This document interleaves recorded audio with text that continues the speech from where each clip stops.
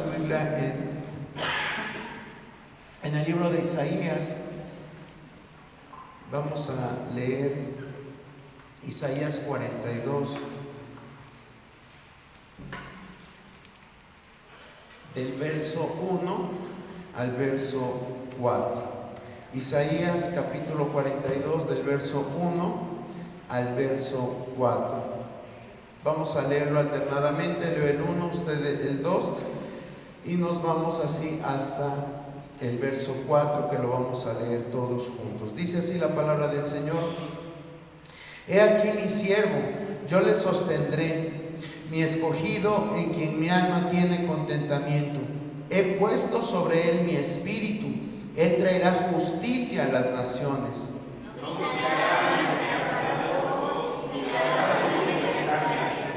No quebrará la caña cascada, ni apagará el pabilo que humeare por medio de la verdad. Traerá justicia. Todos juntos. No se cansará ni desmayará hasta que establezca en la tierra justicia, y las costas esperarán su ley. Pueden sentarse, hermanos. Bueno, pues acuérdese que el tema central que estamos tomando es el Espíritu Santo, la obra del Espíritu Santo a lo largo de la historia bíblica. Hace 8 días veíamos también un pasaje que está en el libro de Isaías, que nos mostraba acerca del espíritu de justicia y espíritu abrasador. Eran características del Espíritu Santo, y vimos cuán importante es que nosotros tengamos en cuenta estas características del Espíritu Santo, que nos las quiere dar a nosotros. Quiere que nosotros estemos conscientes de estas características, para que nosotros podamos discernir qué es lo bueno y qué es lo malo a través de su justicia, y que también sepamos que Él, a través de la característica de ser un fuego abrasador, también Él nos va a ir purificando poco a poco. Hoy vamos a ver acerca de el siervo revestido del Espíritu. Y si ustedes se dan cuenta, el capítulo empieza diciendo: He aquí mi siervo. ¿Quién es el siervo que describe el profeta Isaías? ¿Cristo? Ok. Bueno, ¿alguien más? Por acá escuché a mi hermana Anita dice Cristo, ok. Mi hermana Cari dice Isaías. ¿Alguien más que tenga alguna?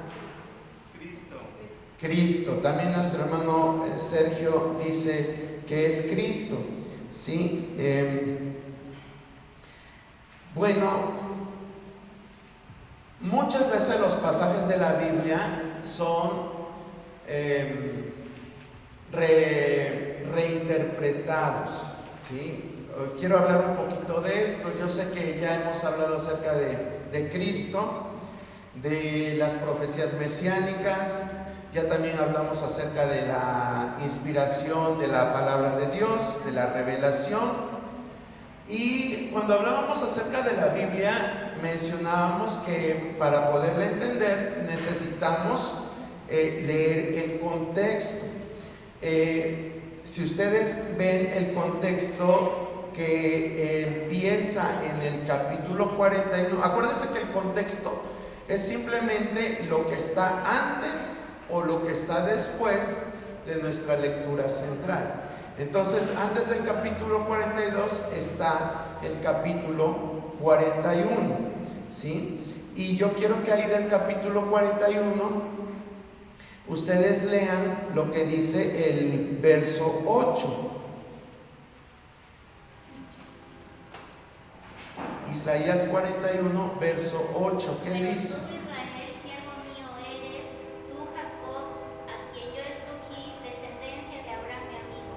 Gracias, hermana Cari. Entonces, ¿quién es el siervo? Israel o Jacob, ¿verdad? Aquí lo usa indistintamente el profeta Isaías. Y déjame decirle algo. ¿Se acuerdan cuando estábamos hablando acerca de cristología y yo les decía, ya voy a empezar con mis herejías?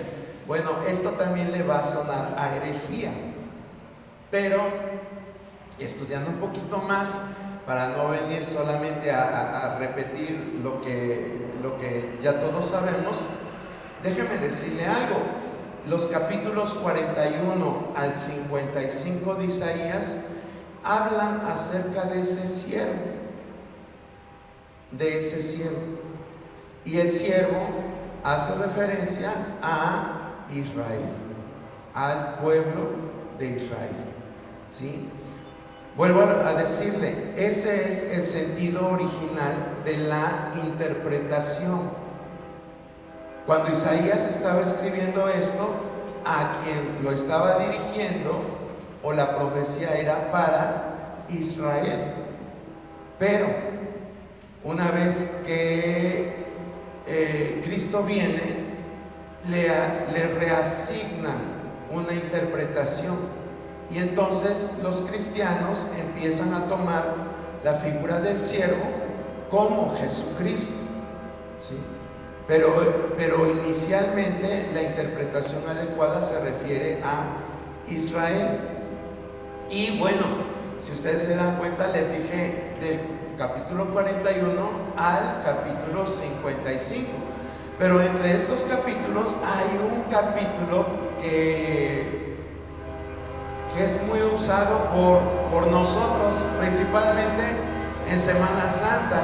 ¿Qué capítulo es? Espérense que pase el tren para que mientras piensen.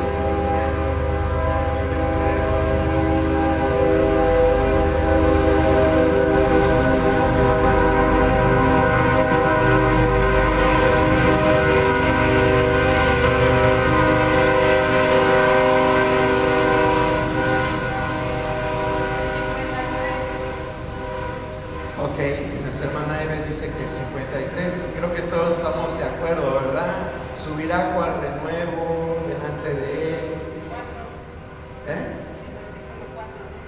Ok, ¿quién empieza diciendo, ¿quién ha creído a nuestro anuncio? ¿No? Sí, es verdad.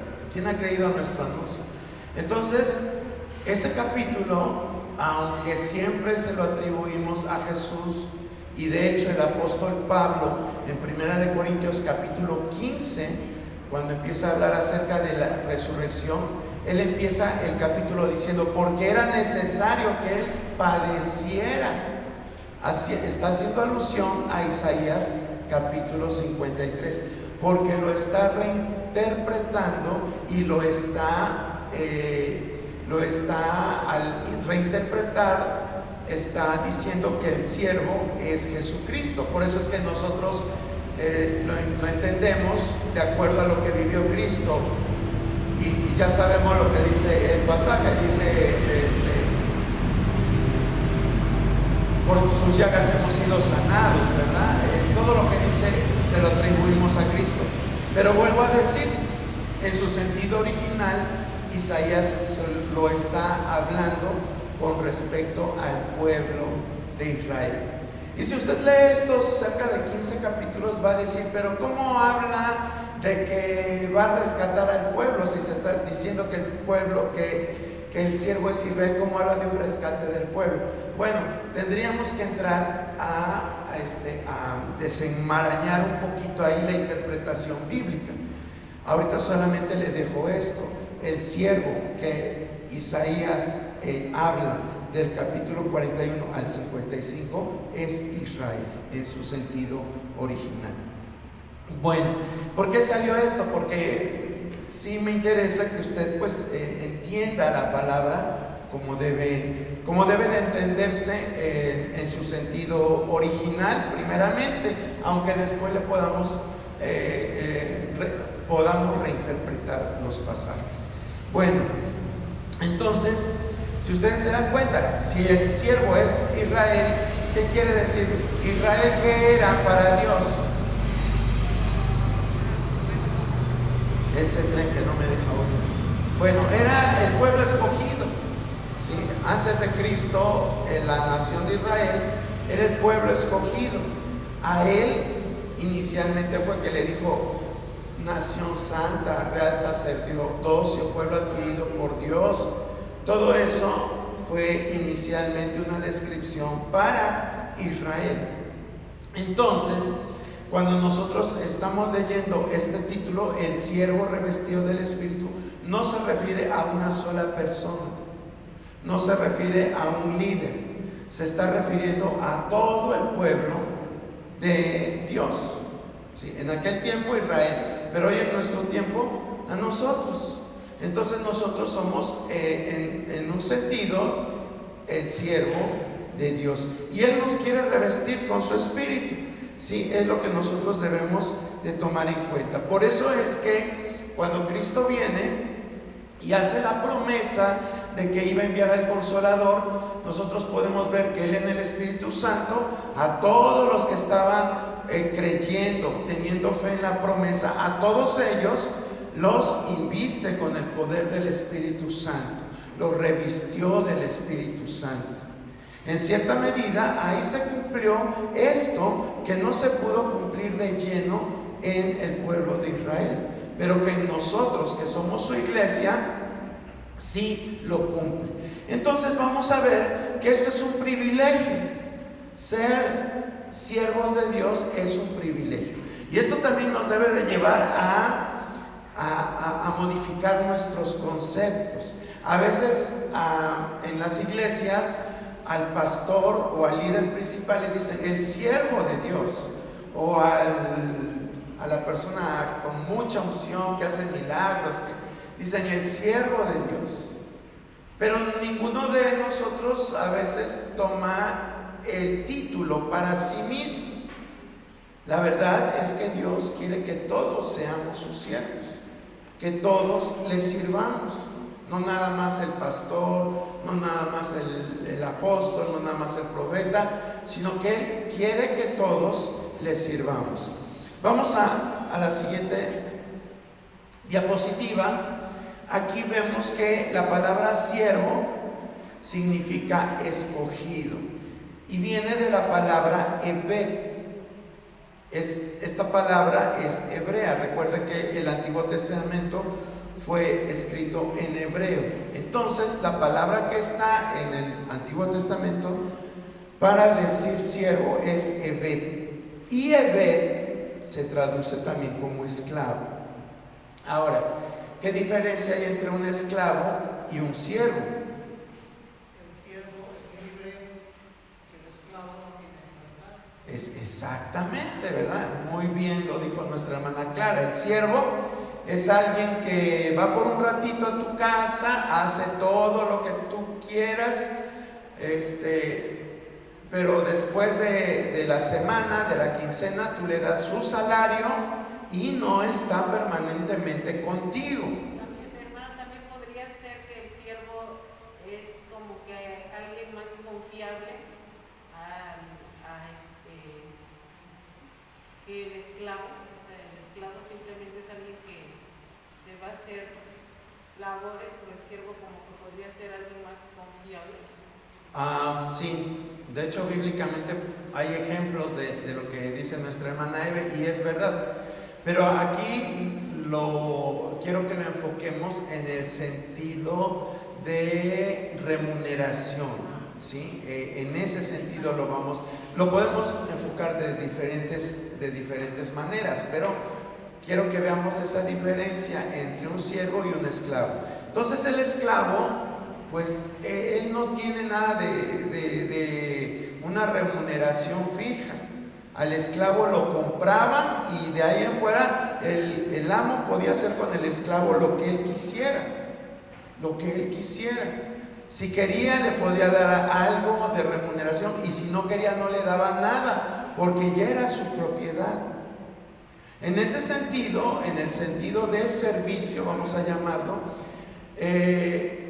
esa es la palabra que describe a los siervos de Dios. Gente que trabaja y que a veces a lo mejor no tiene una buena remuneración, gente que a lo mejor no va a tener tiempo libre, pero eso es lo que se acuerda con esa persona, que así va a estar. Yo creo que ninguno de nosotros tiene ese nivel de compromiso con Dios o con Jesucristo, ¿verdad? Se nos haría muy pesado. Pero el propósito de las palabras, el propósito de lo que el profeta quiso decir era eso, que los verdaderos siervos de Dios son personas que están a su entera disposición de Dios las 24 horas del día, los 7 días de la semana. Y puede ser que no te vaya tan bien. El siervo siempre está esperando una remuneración al final, pero el esclavo no puede esperar una remuneración. Gracias a Dios, Dios es misericordioso, Dios es bueno y a veces nos paga mucho mejor de lo que esperamos, pero eso es por su carácter, por su naturaleza misericordiosa. Pero el trabajo que Dios busca en las personas es la de un esclavo. Claro, Él no usa esas expresiones. De hecho, Dios dignifica el término. No vemos que en la Biblia diga, ahora son mis esclavos. De hecho, Jesús, hablando acerca de lo que decía la hermana Eve, dice, ya no son mis siervos, ahora los voy a llamar mis amigos. Aunque Dios quiere el mismo nivel de compromiso, pero Él está diciendo, ok, me vas a servir, pero yo te voy a tratar con cordialidad, te voy a tratar con confianza, te voy a tratar como la niña de mis ojos. ¿Sí? Eso es lo que Dios trata de decirnos. O sea, quiero compromiso de ti, pero te va a ir bien. Quiero que te comprometas al 100%, pero te va a ir bien. Yo no soy mala paga como los humanos a veces son, ¿verdad? Muchos de nosotros somos empleados de una empresa, de una casa, y a veces en México desgraciadamente los trabajos son muy mal remunerados, las empresas pagan mal, son negreras, o si es un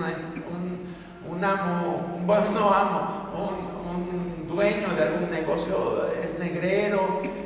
Pero Dios no es así. Si nosotros trabajamos al 100% con honradez, con honestidad para Él, Dios sabe remunerar y muy bien. Por eso es que Dios dignifica el término de esclavo, y en lugar de decir esclavo, Él usa palabras como enviado confiable o representante confidencial. Fíjese cómo cambia el término de esclavo a un enviado confiable o un representante confidencial.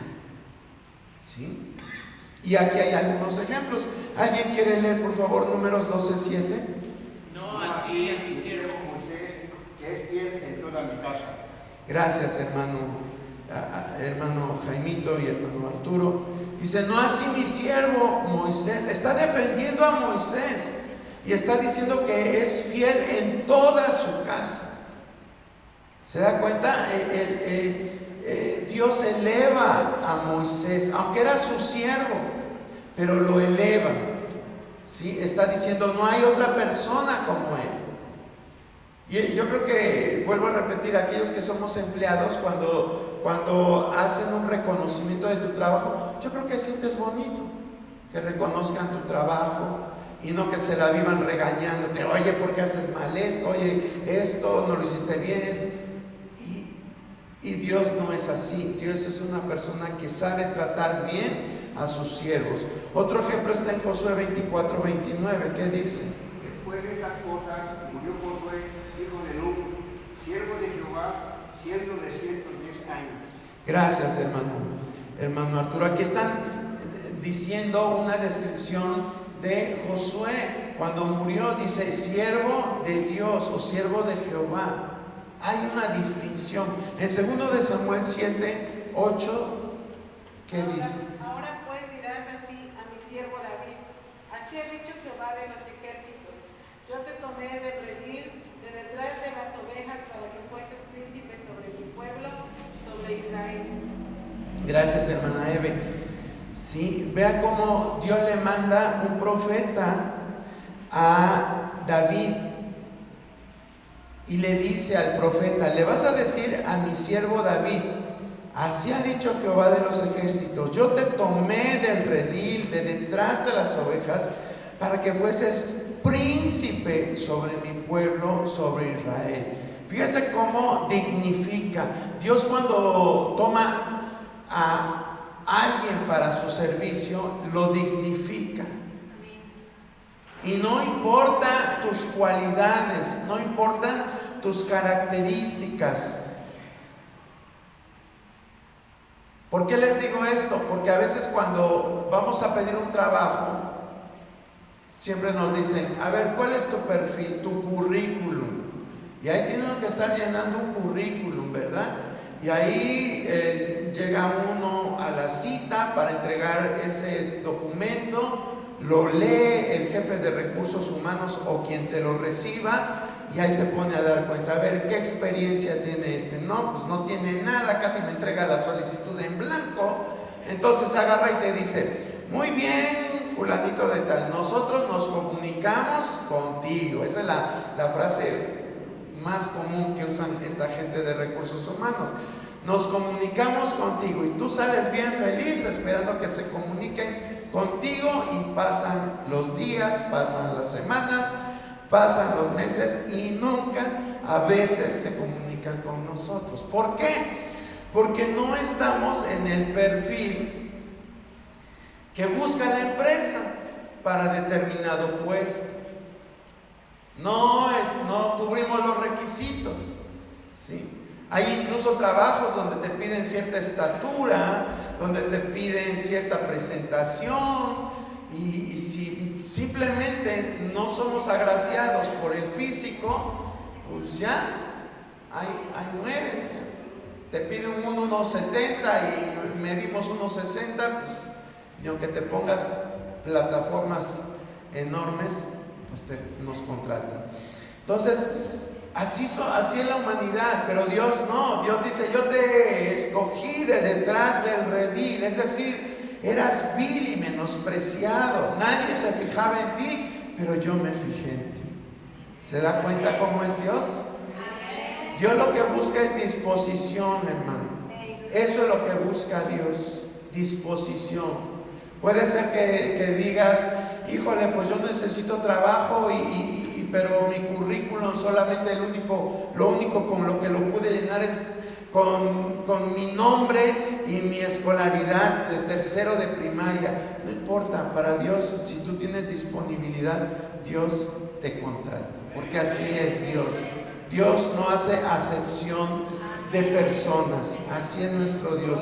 Segundo de Reyes, ¿qué dice? Segundo de Reyes 17:3. Jehová amonestó entonces a Israel y a Judá por medio de todos los profetas y de todos los videntes, diciendo: volveos de vuestros malos caminos y guardad mis mandamientos y mis ordenanzas, conforme a todas las leyes que yo prescribí a vuestros padres y que os he enviado por medio de mis siervos los profetas.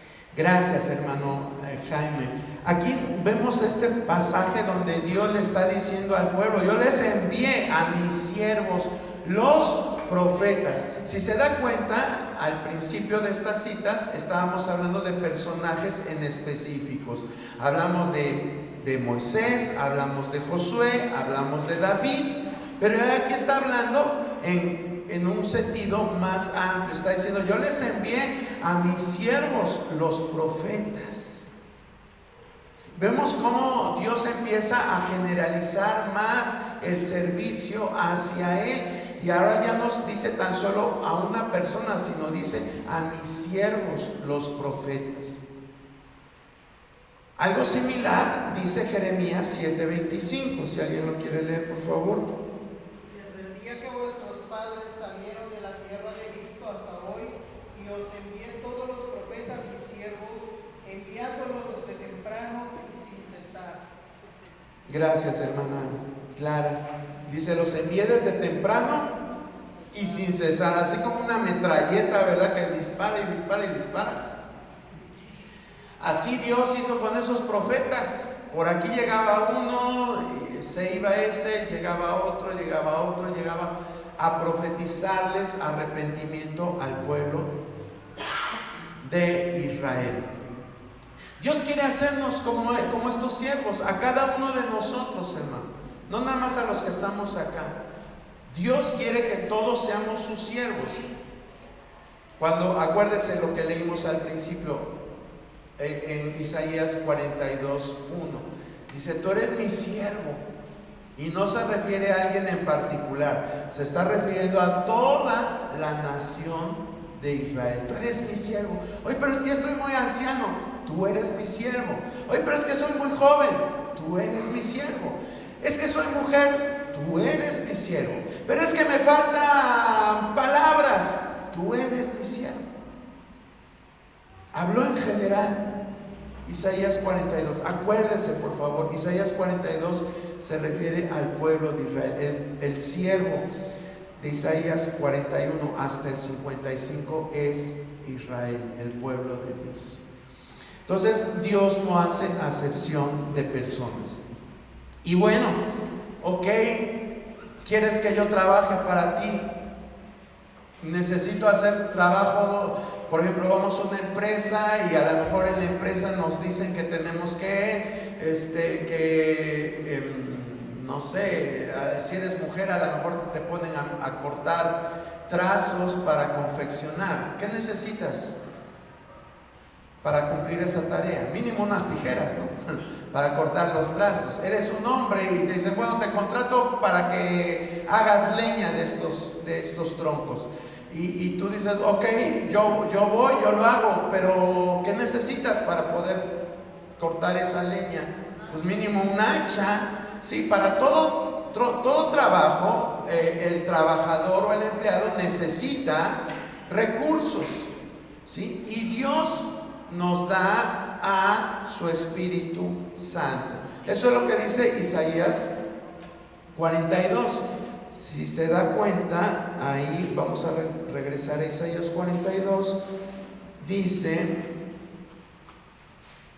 he aquí mi siervo, yo le sostendré, mi escogido en quien mi alma tiene contentamiento. He puesto sobre él mi espíritu. He puesto sobre él mi espíritu. Esas palabras tú te las tienes que apropiar. Él ha puesto sobre mí su espíritu. Es bien importante esto. Ya hemos hablado de que la iglesia ahora es portadora del Espíritu Santo. Cada uno de nosotros tiene ya los materiales. A veces nos portamos como Jeremías, decimos: es que soy niño. Cuando Dios lo llama al ministerio, Jeremías le pone de pretexto: es que soy niño, no sé hablar. Pero ¿qué le dice Dios? Dice: yo te voy a poner como un muro fortificado. Pelearán contra ti, pero no te vencerán, porque yo estoy contigo para librarte, dice Jehová. Ese respaldo que Dios da a todos sus siervos no es un hacha, no es una tijera, no es un estetoscopio, no es cualquier otra herramienta de uso humano. Lo que Dios te da, el recurso que Dios te da, es el Espíritu Santo. Y ese, cada uno de nosotros que hemos aceptado a Cristo, lo tenemos dentro de nosotros, ¿sí? Entonces vea cómo nuestra identidad tiene que ir cambiando a medida que vamos interiorizando estas verdades. No le digo descubriendo estas verdades, porque son verdades que usted ya las sabe. Muchas veces se ha predicado aquí de eso. Muchas veces lo has oído quizás en radio, en televisión, en redes sociales. El problema es que no lo interiorizamos. Pero yo espero que hoy, a través del mismo Espíritu Santo, esta enseñanza quede consolidada y podamos saber que siempre el Espíritu Santo está con nosotros. Dios no es egoísta. Dios siempre nos reparte a manos llenas. Y imagínense si los siervos de Dios querían que todo el pueblo fuera lleno del Espíritu Santo. Ahora imagínese Dios. Vean lo que dice Números 11:29. Y Moisés respondió: tú tienes celos por mí. Ojalá todo el pueblo de Jehová fuera profeta y que Jehová pusiera su espíritu sobre ellos. Gracias, hermana Cari. Vemos aquí cómo Moisés le está llamando la atención a Josué. ¿Por qué le está llamando la atención a Josué? Porque Josué va a acusar a dos de los ancianos que había convocado Moisés para tener una junta con ellos. Entonces, en la junta que tuvo con estos ancianos, se derramó el Espíritu Santo y empezaron a profetizar esos 70 ancianos junto con Moisés. Pero dos que habían faltado, se les hizo tarde, no sé qué se les pasó, se les atravesó un elefante, un camello, no sabemos qué pasó, pero no llegaron. Pero la unción que estaba en esa junta llegó hasta ellos, y entonces empezaron a profetizar allá donde estaban. Y Josué los vio y dice: ahora, ¿cómo es posible que estos estén profetizando si no llegaron donde tenían que estar? Y va Josué y le dice a Moisés: oye, Josué, ahí están unos que están también profetizando. Y entonces Moisés le contesta esto a Josué. Dice: ¿tienes tú celos por mí? Dice: ojalá todo el pueblo de Jehová fuese profeta, y que Jehová pusiere su espíritu sobre ellos. Fíjese, Moisés le dice a Josué: pues qué bueno que les llegó a los que faltaban, y ojalá no nada más a ellos, sino a todo el pueblo. Si Moisés deseaba esto, imagínese Dios. Por eso es que cuando en el Pentecostés esos 120 estaban, a todos les cayó el Espíritu Santo. A todos les vino ese poder del Espíritu Santo, a todos. Y ahí había de todo, había jóvenes, había no tan jóvenes, había mujeres, hombres, había de todo. Y Dios no hizo distinción, ¿sí? Entonces Él desea que la palabra que está en Isaías 61:1 sea algo real en nosotros. Vamos a ver qué dice Isaías 61:1.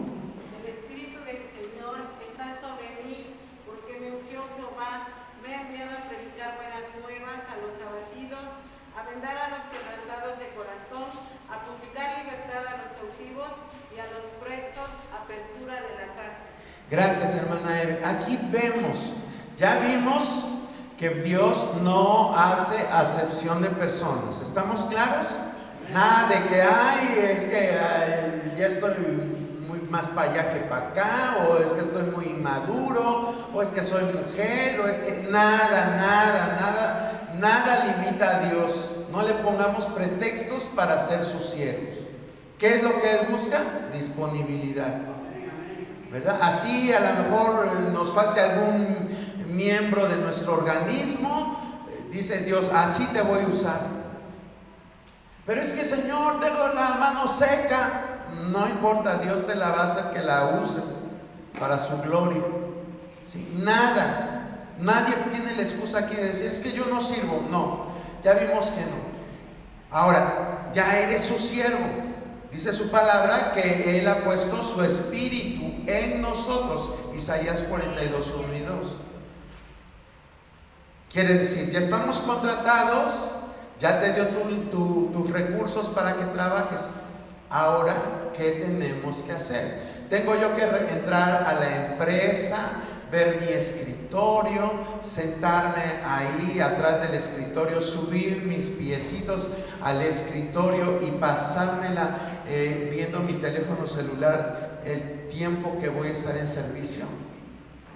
Pues no, yo sé que a lo mejor algunos quisiéramos un trabajo así, ¿verdad? Que nos pagaran por estar simplemente sentaditos detrás de un escritorio sin hacer nada y distrayéndonos. Pero la realidad es que ningún trabajo es así. Sí, a lo mejor lo puedes hacer, pero a escondidas. Si nos cacha el jefe, ¿qué nos pasa? Mínimo nos regaña y ya más fuerte nos va a correr, porque no estamos sirviendo. Bueno, pues también con Dios es así. Dios quiere que trabajemos en su obra. Me dice: ya te contraté, ya te dignifiqué. Para tu familia eres un inútil, eres un perezoso, un bueno para nada, no sirves para nada, pero yo te estoy haciendo útil como mi sierva o como mi siervo. Te estoy dignificando. He puesto mi Espíritu Santo, que es lo que necesitas para poder ejercer tu trabajo. Pero tienes que trabajar. Y eso es lo que nos está diciendo Isaías 61. Dice: el Espíritu de Jehová, el Señor, está sobre mí, porque me ungió Jehová. Me ha enviado. ¿A qué nos envía? Aquí está la primera tarea a la que nos envía Jehová: a predicar las buenas nuevas a los abatidos. ¿Sí? No es una opción predicar las buenas nuevas. Tampoco se trata de que digas: ay, ahora me voy a ir a los parques y voy a llevar mi bocinita con mi micrófono y voy a predicar. No se trata. Claro, si Dios pone en ti eso y te da Dios el don de evangelismo, pues adelante. Pero el predicar no se trata eso de que a viva voz lo hagas. Puedes predicar con tu ejemplo, con tu testimonio. De esa forma lo hacemos. A veces es mejor predicar con el testimonio que con el ejemplo. Yo he conocido personas que hablan de Dios, pero la palabra no entra, porque dicen: ay, si le pega a la mujer, ay, si es así, si es asado, si es así, ¿cómo nos viene a hablar de Dios? Entonces, vea cómo a veces es más importante el testimonio que las palabras. Pero es la primera tarea que nos pone aquí Isaías 61. Dice: envía a predicar buenas nuevas a los abatidos, a vendar a los quebrantados de corazón. No se trata tampoco de que andes con unas vendas ahí, cargando siempre en un botiquín y que andes viendo a ver a quién vas a vender. No, se trata de que cuando tú veas una persona herida, vayas con ella y le des una palabra de aliento. Le digas: ¿sabes qué? Mira, yo no entiendo tu circunstancia que estás viviendo, pero déjame hacer una oración por ti. Y esa es una venda, que tú hagas una oración por esa persona. A veces la persona lo que necesita es un abrazo para no sentirse sola. Entonces tú puedes llegar y con mucho respeto darle un abrazo, darle una palabra de ánimo. Pero a veces, ¿qué es más fácil hacer?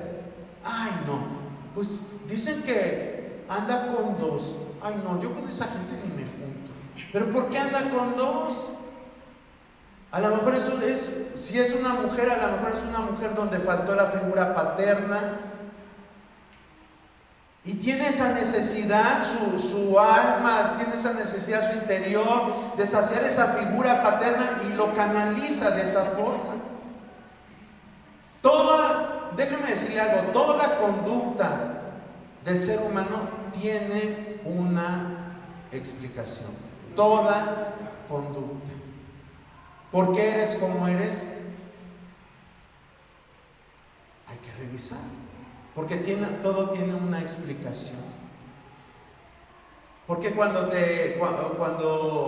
qué tu forma de ser es agresiva? Bueno, a lo mejor cuando eras niño, en tu casa había puros pleitos, era la forma en que tus padres resolvían los problemas, a gritos, a golpes, y tú así lo aprendiste. ¿Por qué te victimizas?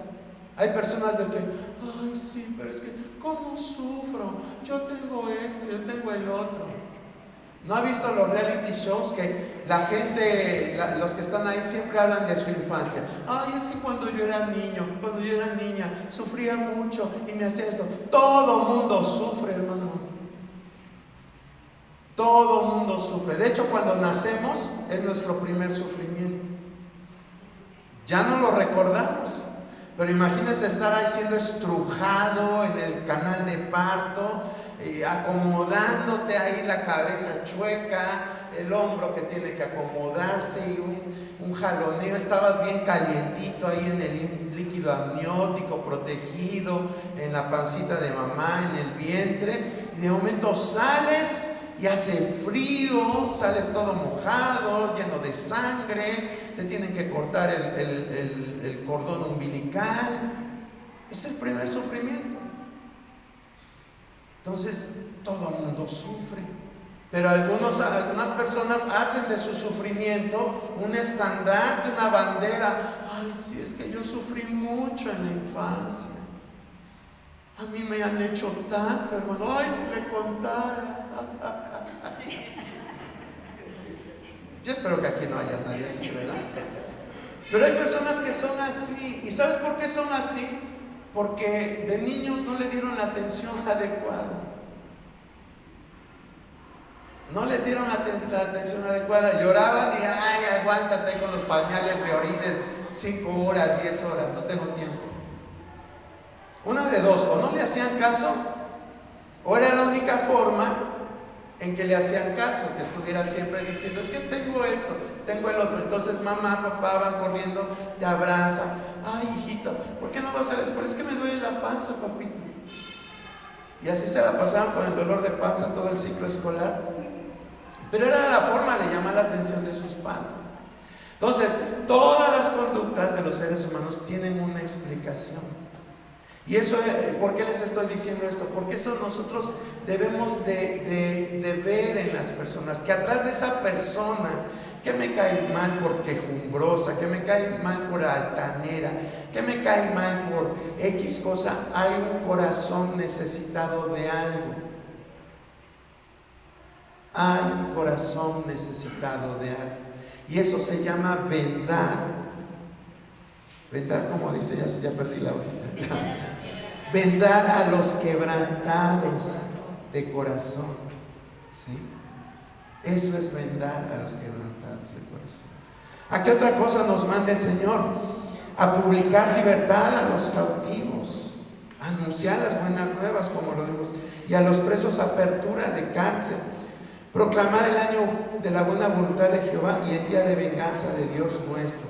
Se da cuenta que hay una lista de lo que Dios demanda de nosotros.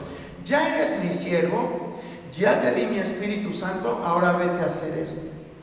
La pregunta es, ¿hemos tomado en serio esto? Y la respuesta es de que no, porque siempre nos dicen, es que eso es lo que Jesús tiene que hacer. No, Jesús lo hizo, pero Él también quiere que nosotros lo hagamos. ¿Sí? No nada más digamos, ay, Jesús, Él que lo haga. No, nosotros también lo debemos de hacer. Vamos a seguir adelante. Isaías 11, 1 y 2, ¿qué nos dice?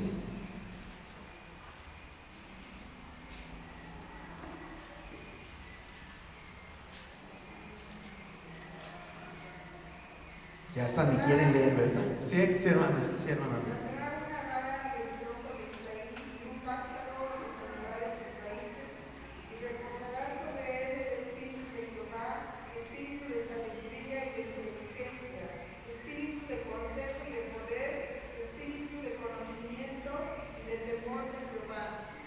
Gracias, hermana Oli.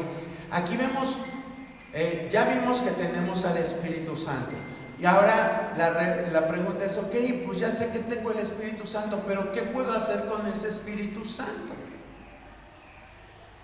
¿Para qué me sirve? Y muchos pensamos en las enseñanzas clásicas acerca del Espíritu Santo. Bueno, en la iglesia me han dicho que el Espíritu Santo se manifiesta en 9 dones. Y hasta no lo sabemos, ¿verdad? El don de profecía, el don de lenguas, el de interpretación de lenguas, el de ciencia, el de milagros, el de fe, y no lo sabemos todos. Y pensamos en esos dones. Y si no los tenemos, decimos, ay, es que Dios no me quiere, Dios no me quiere usar, es que ya le he pedido mucho a Dios, pero no tengo eso. Y somos solamente englobados en esos 9 dones, pero no, la palabra de Dios aquí nos habla de otras características del Espíritu Santo. El Espíritu Santo da sabiduría, como lo vimos en la vida de José, como lo vimos en la vida de Salomón. Dios da inteligencia, como lo vimos en aquellos obreros que ayudaron en la edificación del tabernáculo. ¿Se acuerda de estos artesanos era Aholiab y no me acuerdo el otro cómo se llamaba, que ayudaron al diseño del tabernáculo, ¿sí? Dios nos da a nosotros sabiduría. Dice la palabra, aquel que está falto de sabiduría, pues pídasela a Dios. Dice espíritu de inteligencia. Hay otras versiones que lo traducen como entendimiento. Nos da la capacidad de entender, de comprender las cosas. Pero ¿sabe qué pasa? Que ahí lo tenemos nosotros, porque el Espíritu Santo está en nosotros. Y si el Espíritu está en nosotros, tenemos estas cualidades: sabiduría, inteligencia, consejo, poder, conocimiento y temor de Jehová. Están ahí. ¿Cuál es el problema? Pues que nunca buscamos desarrollarlo. Imagínense cualquier universitario aquí que estuvo en la facultad 3 años, 4 años, 5 años, y solamente se queda con el conocimiento que obtuvo en la facultad y no lo pone en práctica. ¿De qué sirve? Pues de nada, no sirve de nada. Por ejemplo, en mi caso, estuve 5 años en la facultad y si me hubiera quedado con eso, pues ya ahorita ya hasta se me hubiera olvidado lo que aprendí ahí, porque eran unos nombres bien raros, eran trayectos de nervios, y que por arriba y que por abajo y que por el lado y por el otro lado, y que de caudal a distal y de no sé qué, y ya se me hubiera olvidado eso. Pero por la práctica lo vamos desarrollando. ¿Sí? Por ejemplo, nos dicen, a ver, ¿qué vas a hacer cuando te llegue un niño en crisis convulsivas? No, pues el ABC de la reanimación: ponerle signos vitales que estén funcionando, un soporte básico. Si solamente me quedo con la teoría y un día me llega un paciente así, es mi primer día de trabajo, y después de años de no ejercerlo, me llega así, ¿qué voy a hacer? Pues hasta me pongo a llorar, pues porque ya se me olvidó, me llené de nervios, se me nubló el entendimiento y no supe qué hacer. Por eso esto del Espíritu es algo que lo tenemos que estar practicando, hermano, practicando. Debemos de decir: Dios me ha dotado de sabiduría, Dios me ha dotado de entendimiento, me ha dado un espíritu para aconsejar, me ha dado poder, conocimiento y temor de Jehová. Esto va más en relación a nuestra relación con Dios. Pero las primeras cuatro características del Espíritu tienen que ver con nuestra relación con los demás. Si nosotros no interactuamos con los demás, si nos las pasamos siempre que viene algún problema, háblenle a mi líder de mujeres, a mi líder de varones, háblenle al pastor, háblenle al hermano fulanito de tal, y siempre estamos buscando la ayuda de otras personas. ¿Qué estamos haciendo? Delegando lo que ya Dios nos dio a nosotros. Sí, yo entiendo, apenas nos convertimos, necesitamos una guía. Las primeras 3, 4 veces, pues que me ayuden mis líderes, pero ya después yo solito tengo que empezar a tomar pues este servicio para Dios en serio.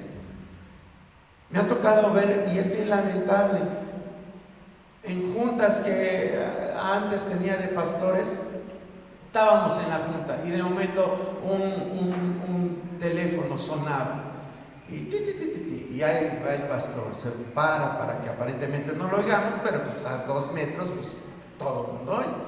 No, hermano, hágale así, no se preocupe, no estoy ahorita ya, pero mire, hágale así, háblale al hermano fulanito de tal, que lo vaya a ayudar. Ok. Luego a la media hora otro, ya no era el mismo, era otro. O sea, personas que yo entiendo, son nuevos, necesitan dirección, necesitan guía. Pero si ya tienes 50 años de cristiano y todavía le dices a tu pastor o a tu líder: oye, hermano, fíjese que me vino a ver mi tía y no ha escuchado de la palabra de Dios, ¿no le gustaría venir a evangelizarla? Oye, tienes 50 años de cristiano y todavía no puedes evangelizar a una persona.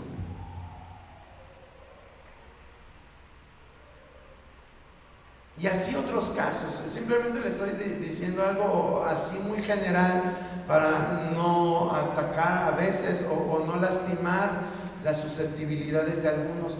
Pero hay personas así, hermano. Y no hablo solamente de esta iglesia, lo hablo de otras congregaciones donde son pastor dependientes. Y no es malo, es bueno. Pero vuelvo a repetir, en los primeros años está bien, pero ya después Dios nos llama a nosotros también a servirle. ¿Qué estamos haciendo entonces? Tenemos que considerar todo esto. Entonces en Isaías 11:1-2 nos está diciendo qué características del Espíritu están presentes en nuestra vida. Que estén dormidas, bueno, eso ya depende de nosotros, que dejamos que estén dormidas. Pero están ahí. ¿Y cómo las voy a activar? Empieza a decir: tengo sabiduría, tengo entendimiento de lo alto, tengo capacidad de aconsejar, tengo el poder que Dios me ha dado.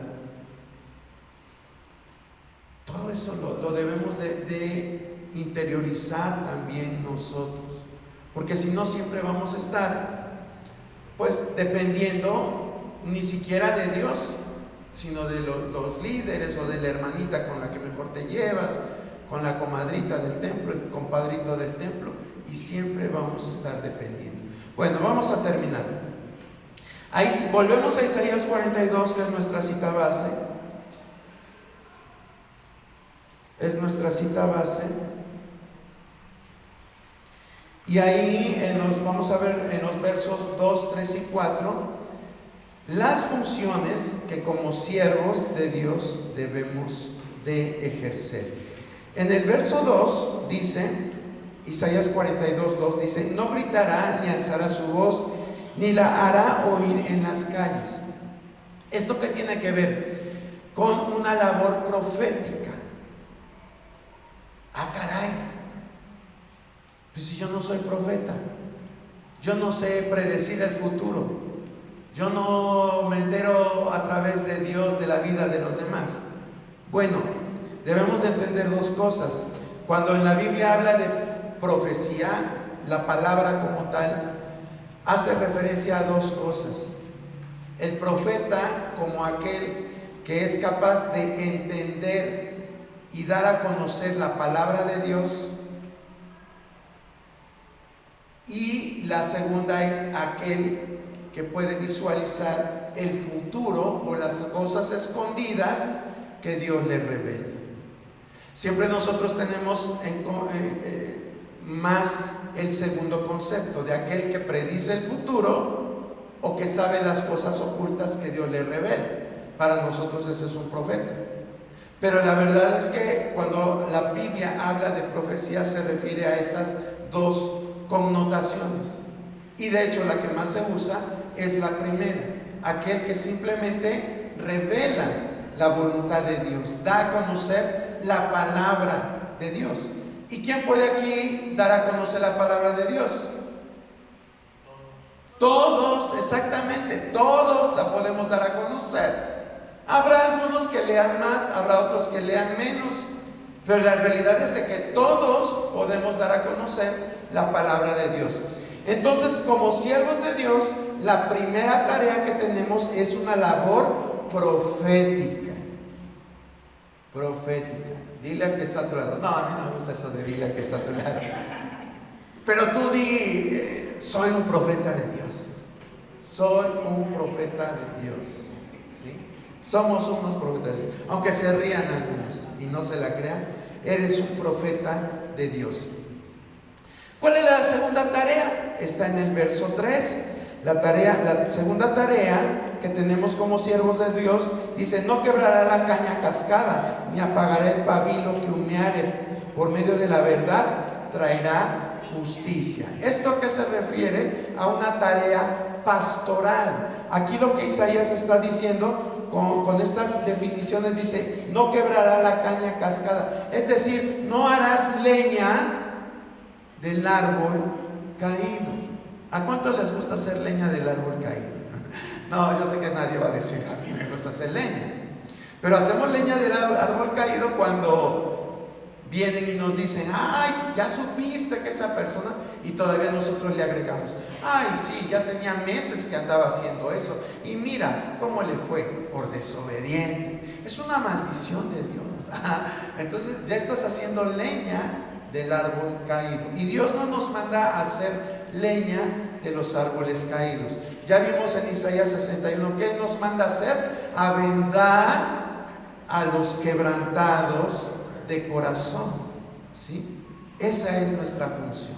Así es que ahora, aunque la lengua quiera agarrar impulso para seguir los dichos de otras personas, hay que frenarla, hay que frenar la lengua.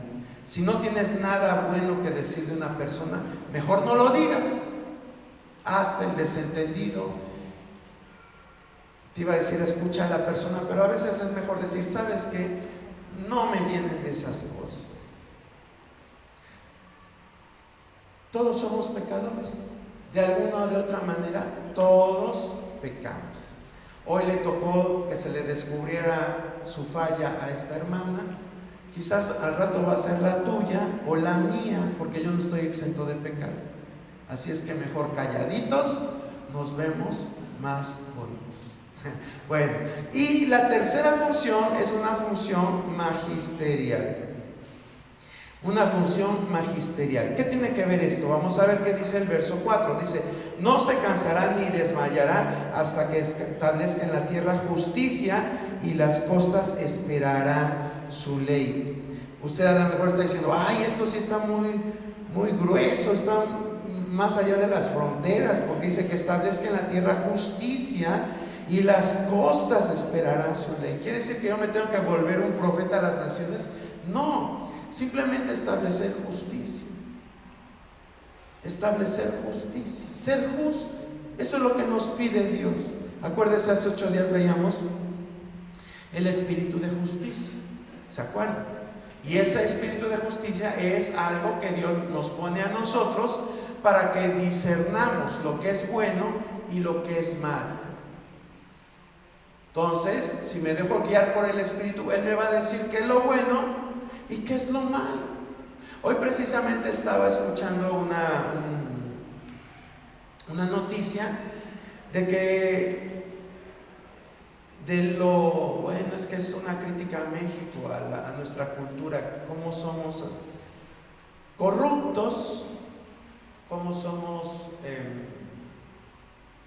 pues sí es la palabra, corruptos. ¿Por qué? Porque decían que en el partido de México-Ecuador, pues una noche antes habían ido pues un grupo de gente a hacerles escándalo a los ecuatorianos, les empezaron a echar cohetes, a hacer bulla ahí donde estaban descansando, precisamente para que no descansaran y pues que no rindieran al 100%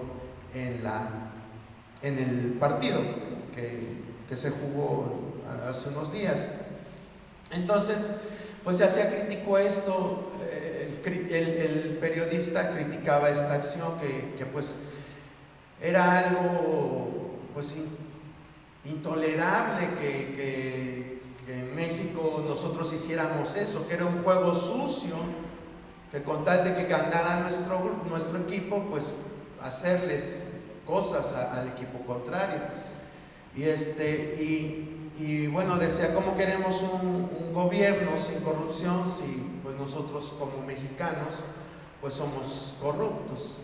Y ponían el ejemplo, dice: después gana México y 800,000 personas ahí en Reforma, en Paseo de la Reforma, en el Ángel de la Independencia, ahí aglomerados, y como en estas manifestaciones, y ponen las imágenes, ¿verdad? Las 800,000 personas ahí, es impresionante. Yo creo que ustedes, si ven noticias, o a lo mejor estaban hasta allá, ¿verdad? Ese día, a lo mejor se fueron a celebrar también. Es impresionante cómo se llenó eso de gente. Y ponen otra imagen de las madres buscadoras que también estaban en el Ángel en otro día, y pues unas cuantas personas. Y pues dicen, ¿cómo es posible que México siempre esté buscando pan y circo y no se interesen por las cosas que nos deben de unir? Empezaron a hablar acerca de estos temas que todos conocemos.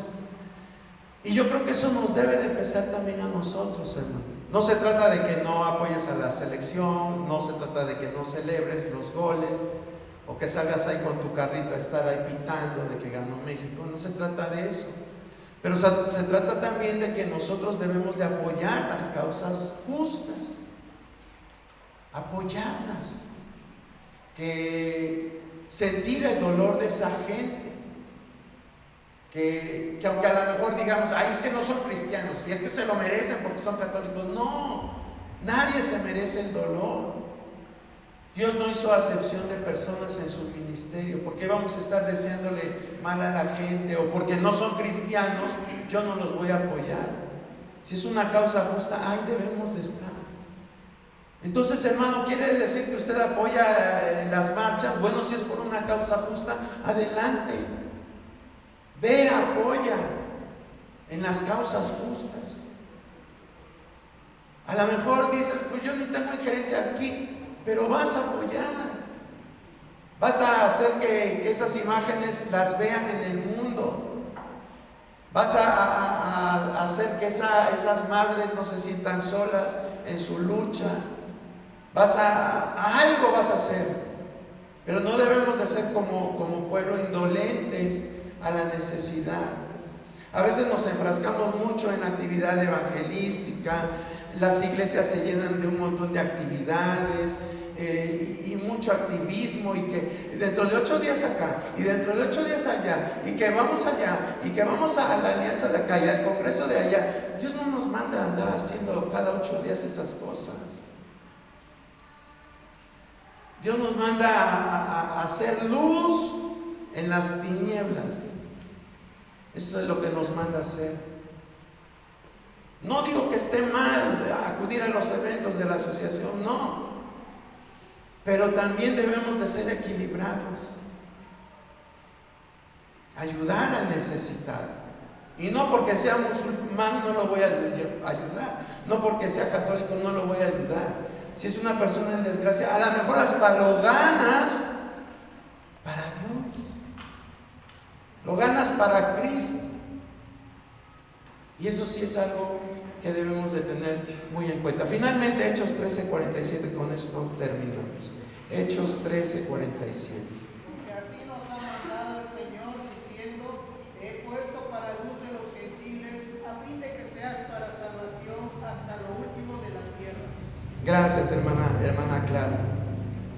Vea cómo terminamos esta enseñanza. Dice la palabra, porque así nos ha mandado, ¿quién? ¿El pastor? No, yo no los mando a ustedes. Dice el Señor, porque así nos ha mandado el Señor diciendo, te he puesto, hermano, hermana, te he puesto para luz de los gentiles, no luz de los cristianos.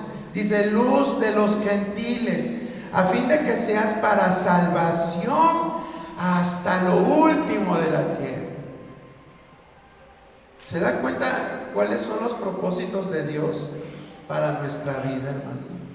Y que a veces no los cumplimos, no le llegamos al estándar que Dios quiere. Pero yo espero que estas palabras pues hagan mella en nuestro corazón y aprendamos a darnos, hermano. Aprendamos a darnos a una sociedad, a un país que a lo mejor cada día se hunde más en cosas que ya usted conoce, pero tenemos que salir a brillar. Dios no nos manda a estar encerrados en nuestro mundo, en nuestro templo, en nuestra asociación. Dios nos manda a salir afuera. Amén. Vamos a ponernos de pie y vamos a pedirle a Dios que afirme esta palabra en nosotros, que no caiga en tierra, que sea pisoteada, que no caiga a los lados del camino, que esta palabra no caiga entre pedregales, que no caiga entre espinos, que no vengan las aves y se la coman. Señor, hoy te pido que esta palabra, no mía, Señor, porque yo simplemente hablé lo que está en tu bendita palabra, yo simplemente reproduje estos textos, Señor. La enseñanza es tuya, el mensaje es tuyo, Señor, no es mío. Afírmalo en nuestras mentes, Señor, que esté ahí retumbando en nuestros corazones. Cambia nuestros paradigmas, cambia, Señor, nuestra forma en que hemos visto el cristianismo. Cambia, Señor, lo que tengas que cambiar en cada uno de nosotros. Ayúdanos a ver a la gente que está allá afuera, Señor, a los necesitados, a los que están quebrantados, Señor. Ayúdanos a llevar esas vendas, Señor, que restauran, esas vendas que sanan, esas vendas, Señor, que con tu Espíritu Santo, Señor, pueden hacer una sanidad en el corazón, pueden hacer sanidad en el alma, Señor. Ayúdanos a proclamar tu palabra, Señor, sin dogmas, sin prejuicios, tan libre como tú lo hacías, Jesús, cuando estabas en la tierra. Ayúdanos a ser como tú eres. Moldea nuestro carácter, moldea nuestro espíritu, que te podamos reflejar realmente tal cual tú eres, Señor.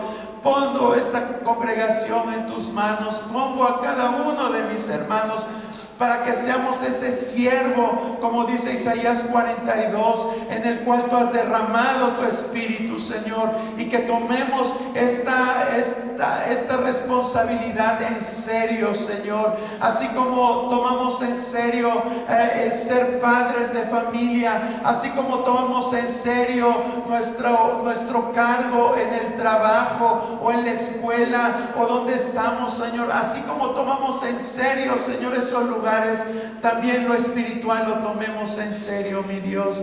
Te lo pedimos en el nombre de tu Hijo amado Jesucristo, y también te pedimos, Señor, como parte de este culto,